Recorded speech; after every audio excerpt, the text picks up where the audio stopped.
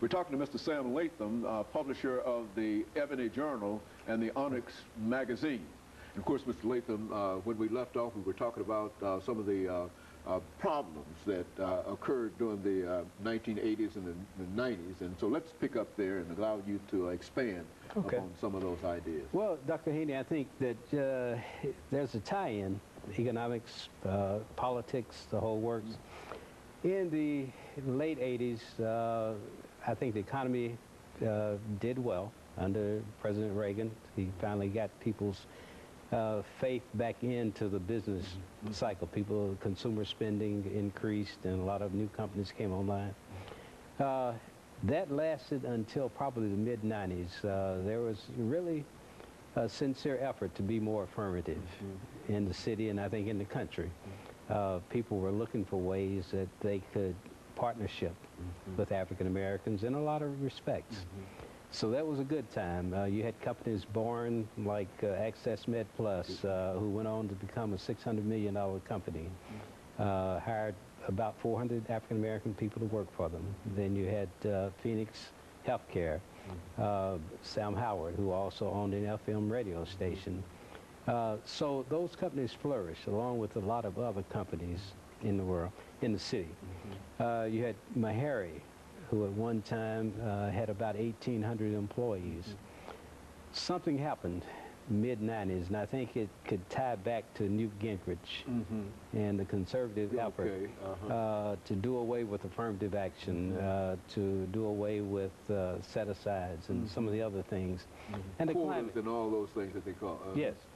So not only in the legal arena, but I think people picked up on it. Other business people decided they didn't have to be.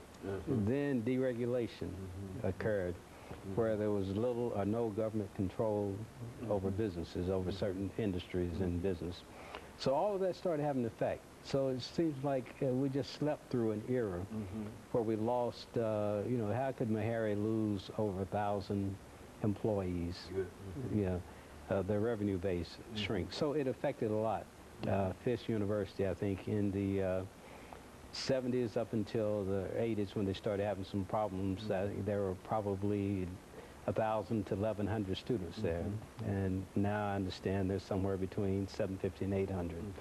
Tennessee State enrollment has remained flat. So all of our major industries and economic, I guess, institutions, they've all declined, and we've slept through it. It's almost like nobody saw it coming, nobody talked about it. It just happened. So it's not unusual to see a company go out of business. It's almost like, okay, you know, they were here for almost naturally expected. Almost naturally expected. So I think what's needed now, you know, in terms of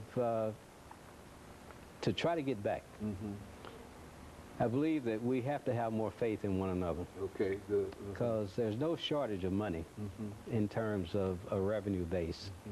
If we looked at our natural market, that is, you know, we're black, look at the black market. After all, you know, Japanese Americans do a lot of business with their own race. So there's nothing wrong with that. Okay, good. But we don't do that. We have $3.7 billion of spending power, but we spend $400 million a year buying groceries in those supermarkets. We spend over $280 million a year buying cars. It's fortunate that we do have a couple of smaller dealerships in the area now. So it's not all bad news, but I think there has to be a concerted effort before we can really start gaining health in the economic sector. And if we don't have that, we don't have a strong political base, we're in real trouble. You know, you talk about the power of the dollar in the African American community and et cetera. And you've done a lot of research in reference to that. And what about advertising? I mean, one of the things that you do with the newspaper is to advertise. Now, what are some of the problems, some of the challenges that you're finding in that area today? Well, I think that, you know, not to really put a lot of emphasis on racial differences, but you have to look at reality. And the fact, well, that's why you have an African American press. You know, to explain that, to bring those nuances out. Is that, for instance, there are only 2 FM stations owned by African Americans now in the state of Tennessee, and both of those in West Tennessee. So there's less respect for, I guess, black-owned media. They feel that they can do everything they need to do through white media that owns the 92Qs, the 101s. So you aren't really doing business with a black business when you do business with those stations, those places. So they have come in and bought up the media, almost a monopoly, and raised the price. So we have to fight for what's left.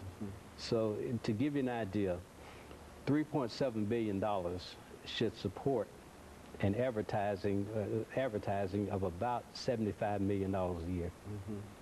So we only, if you added up all the African American media together, we get probably about 1% of that, 1 to 2%. 1 or 2% of all of that. All of that money, yeah. That's available for cultivating a black community, a black demographic. Now, that seems to be really, what's the problem there? I mean, it seems to me to be, on the face of it, it looks to be unfair. But what about... Well, that's a part of that deregulation. Companies no longer have to be affirmative. Radio stations, television stations, or none of it. And they could care less about who owns what. So they come in, that's why Sam Howard found it more feasible to sell his station than to run it, because it was getting more expensive and he couldn't compete. I think when he sold his radio station, it was doing about $4 million a year. Now they're probably doing about $15 million a year under the white ownership. So they can come in, promote, and eliminate competition and do that. So we have to really fight. Okay. For every dollar you get, you have to really. And that includes from black-owned businesses. And for the most part, your clientele really has gone somewhere else. It has been co-opted. Well, I don't think we see the value of doing business with each other right now. Okay, very good. And of course, we'll be back with our audience following this very, very short commercial break. I thought it's about time to break. But in a real sense, the last 20 seconds that we have here, I know, in a real sense, that's a problem when you talk about deregulation. Deregulation did not only affect the banks and all of those corporate entities, but it also had an impact upon what you were doing and what the African-American media was doing. Is that what we're saying? Yes, very much so. And of course, we're going to take our second commercial break, and when we come back, I want you to talk about that. Okay. And we'll be back with our audience following this very, very short commercial break. To lead productive and